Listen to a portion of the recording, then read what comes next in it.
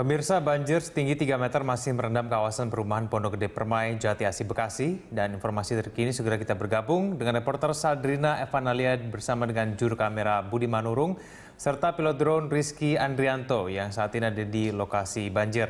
Saldrina, kita tahu bahwa banjir hingga sampai saat ini masih mengenai wilayah di sana. Kemudian apa upaya yang dilakukan untuk mengantisipasi adanya banjir susulan? Egan, antisipasi terkait dengan banjir yang terjadi di Pondok Gede Permai ini atau perumahan ini memang sudah dilakukan dari pihak warga, kemudian juga dibantu gotong royong dengan TNI dan juga Polri. Tentunya ada juga bantuan dari Kementerian Pekerjaan Umum dan juga Rumah Tangga. Sementara bisa dilihat, Egan, ini adalah bentuk dari tanggul yang jebol beberapa waktu kemarin yang menyebabkan Pondok Indah Permai atau Pondok Gede Permai di sini menjadi banjir karena dengan adanya aliran air yang berada di Kali Cikeas ini, tanggul jebol kemudian meluber ke pemukiman rumah warga. Sementara itu dari Kementerian PUPR ini akan membuat tanggul sementara dengan bentuk ataupun dengan bantuan. Di sini ada 150 unit kawat brojong berisi batu nantinya, kemudian juga akan dilapisi oleh geotekstil dengan lembaran plastik agar air-air yang berada di Kali Cikeas ini tidak lagi merembes ke arah perumahan para warga. Untuk mengetahui lebih jelasnya, Egan, di sini sudah ada Pak Mujiadi selaku dari Direktur Jenderal Sumber Daya Air Kementerian PUPR. Langsung saja, Pak Mujiadi, apa langkah untuk sementara darurat untuk penanggulangan banjir yang berada di Pondok Gede Permai ini, Pak? Jadi biasanya kalau kita ada bencana banjir, kita lihat dulu adalah penyebabnya.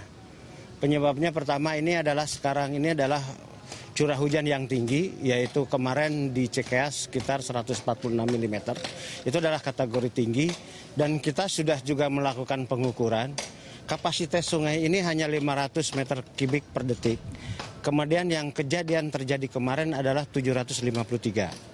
Sehingga muka airnya tinggi, sehingga di beberapa tempat itu melimpas dari tanggul yang ada. Dan di beberapa tempat juga ada yang menyebabkan tanggulnya jebol. Nah, jadi penanganan pertama biasanya kalau ada banjir ada 2 tahap. Tahap pertama adalah tanggap darurat. Yang kedua nanti adalah permanen, jadi penanganan permanen. Jadi untuk tanggap darurat ini kita biasanya membuat dari bronjong-bronjong, sehingga yang penting kalau ada banjir naik lagi, air bisa tertahan. Tapi karena sifatnya tanggap darurat, tidak berlangsung lama. Jadi pada intinya pertama kita harus mengurangi atau mitigasi kerugian dampak itu. Karena itu kita yang paling cepat adalah kita membuat tanggul dari bronjong.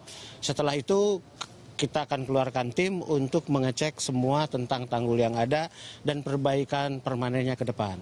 Kita harapkan tahun ini juga ada perbaikannya. Oke. Pak, ini seberapa efektif nantinya jika dibuat tanggul untuk sementara ini, Pak? Apakah efektif untuk menanggulangi? Oh iya dong, iya. Dari segi efektivitas iya, hanya dari segi nanti keandalannya. Kita kan harus cari yang lebih kuat, karena itu nanti ke depan akan diganti dengan parapet. Hanya permasalahannya ini adalah tanah-tanah penduduk. Kita nanti kan minta ke pemerintah daerah maupun ke RT RW di sini, apakah kita juga bisa memakai tanah-tanah penduduk untuk membangun parapet itu. Untuk pembangunan parapet kira-kira targetnya kapan, Pak? Kita targetkannya sih akhir tahun ini selesai. Karena hanya 1.500 meter. Ya, kalau segala sesuatu proses anggarannya berjalan dengan cepat. Untuk yang bronjong-bronjong ini sendiri berarti akan setinggi 2 meter, kemudian panjangnya juga akan sekitar 20 meter ya, Pak? Benar, Pak? Tergantung kebutuhan. Nanti kan sambil dilihat, ini juga akan dibersihkan dulu nih, lihat yang remah. Jadi nanti kan lihat, nanti kita ada semacam penilaian menyeluruh, jadi panjangnya berapa, 20 meter atau berapa tergantung kebutuhan. Oke. Pak, terakhir ini selain dengan adanya pembentukan tanggul sementara, apakah ada antisipasi lain, Pak? Kita sudah melakukan antisipasi. Sungai Bekasi ini kan di sana ada yang namanya Bendung Bekasi. Nah, dulu Bendung Bekasi itu di situ adalah air untuk juga air baku untuk pejompongan, untuk air minum Jakarta. Nah, dulu dilematisnya adalah begini, kalau itu dibuka penuh, maka suplai air ke Jakarta, ke pejompongan kurang. sehingga Jakarta kurang air. Tapi sekarang kita sudah buat semacam sipon dan kita sudah kerjasama bagaimana pengaturan daripada pintu bendung Bekasi itu, sehingga sekarang bisa lebih cepat dibandingkan dulu. Jadi sekarang pintu Bekasi kita buka sehingga air cepat turun ke sana tanpa mengurangi suplai air baku buat air minum Jakarta. Oke, siap, terima kasih banyak Pak Mujiadi, terima kasih. Ya, Egan, untuk kondisi saat ini, untuk berada di perumahan Pondok Gede Permai, memang kondisinya lebih surut dibandingkan pada hari kemarin dan juga pagi tadi. Hari ini, ataupun siang ini, kondisi dari banjir yang terjadi di perumahan Pondok Gede Permai, ini mungkin sekitar masih 1 meter, namun ini lebih surut dibandingkan hari pagi tadi, yaitu sekitar 2 meter, dan jika dibandingkan pada hari kemarin, adalah sekitar 3 sampai dengan 4 meter. Egan. Ya, Sadrina, lalu bagaimana dengan nasib para warga yang tinggal di sana? Apakah mereka mengungsi atau tetap di tempat tinggal mereka? Untuk para warga, Egan, di sini kebanyakan kami melihat bahwa warga lebih memilih untuk bertahan di rumah mereka masing-masing.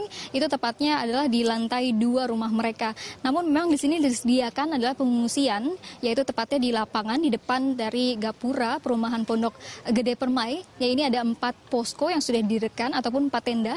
Yang pertama adalah 2 tenda untuk posko, 2 tenda kemudian di sini adalah untuk pengungsian dan 1 tenda adalah untuk dapur umum. Sementara itu untuk mengetahui bagaimana sebenarnya kondisi warga, mengapa para warga ini tidak ingin ataupun tidak ingin beralih ke pengungsian tapi tetap bertahan di rumah mereka, saya akan mengajak Anda, Egan, untuk bertanya di sini dengan Pak RW 08.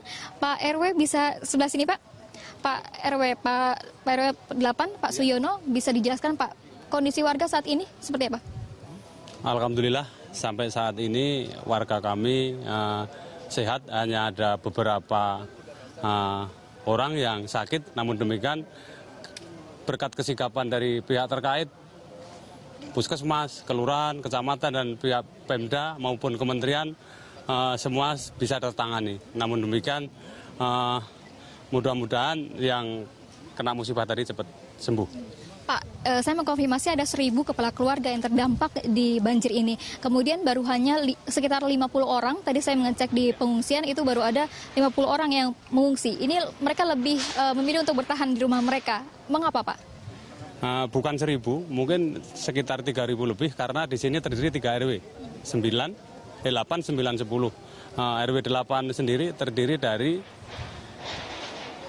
351 kakak, kurang lebih 1.400 itu khusus RW 8. Padahal ini 3 RW, kurang lebih sekitar kali 3 itu kurang lebih. Kenapa bertahan? Karena masing-masing warga kami, tetangga kami, mayoritas sudah punya tingkat.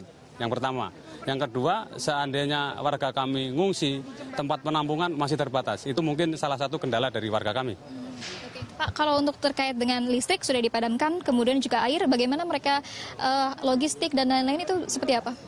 Pertama, masalah listrik. Dari kemarin jam 10, listrik sudah mati. Dengan adanya mati listrik, otomatis berpengaruh pada air. Untuk air sangat membutuhkan. Untuk pemasukan logistik sudah ada, namun belum maksimal. Ini semua mungkin karena kendala perahu dan peralatan yang ada di penanggulangan bencana sementara. Oke. Pak, ini terakhir, Pak, himbauan kepada warga, tentunya untuk warga Pondok Gede Permai yang terkena banjir, seperti apa? Apakah harus mengevakuasi diri ke pengungsian atau tetap bertahan, seperti apa?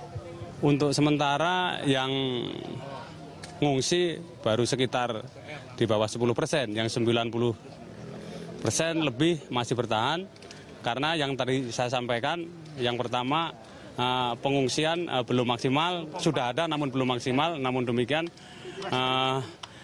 karena juga menjaga wilayahnya masing-masing. Karena tadi saya sampaikan masing-masing sudah punya tempat atas untuk bertahan sementara. Terima kasih, Bapak, kami juga turut berduka cita atas kejadian itu, bencana banjir ini ya, Pak. Semoga cepat surut banjirnya, Pak. Terima kasih banyak, Pak Suyono. Egan, seperti yang diinformasikan tadi oleh Pak Suyono, Ketua RW 08 memang warga kebanyakan lebih bertahan di rumah mereka masing-masing.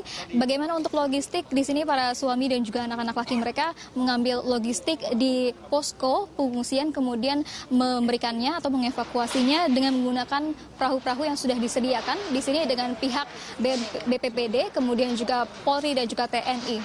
Egan. Baik, terima kasih.